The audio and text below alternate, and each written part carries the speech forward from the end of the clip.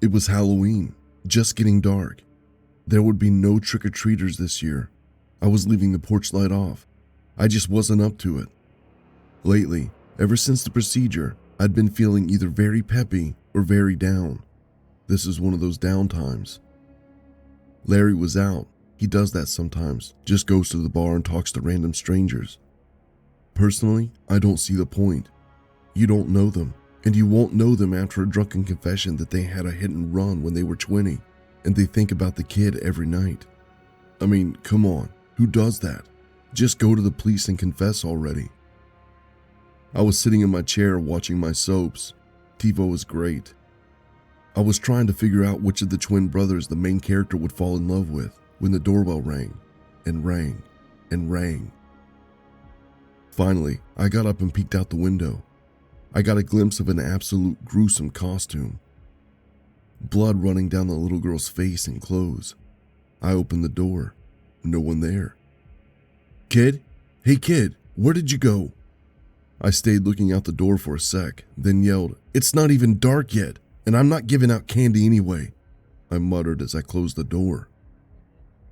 I got ready for bed, then lay there, aching a little. I tossed and turned, then I looked out the window. The kid was staring back at me, blood running down her face. I screamed and ran for the bathroom. I stood at the sink muttering, "It's just a kid, nothing to be afraid of." Finally, I mustered the energy to creep back to my room and lay down. A nap, that was just what I needed until the creepy trick-or-treaters went away. I lay in bed thinking. Finally, I drift off. I dreamed of things you won't allow yourself to think. I dreamed of blood, of screams, and an aching hurt. But there weren't any screams that day, were there? I didn't hear any anyway. I jolted awake, the screams echoing in my ears. I sat up. The girl was standing at the foot of my bed. I screamed for a second. But it was just a kid, right? Just a little girl. I held out my hands. "How the hell did you get in here?" She was quiet. "Listen, kid." I couldn't think of what to say. Suddenly, she opened her mouth, and I could see a knife slash that went halfway through her head. And all of a sudden, I was too scared to scream. "Mommy, why did you kill me?" I couldn't.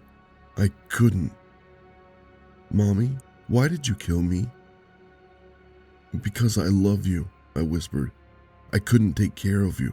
I didn't want you to live in this stupid world." She nodded, then smiled, like she understood something. Like she finally understood. Then she reached in her dress and pulled out a knife. "I love you too."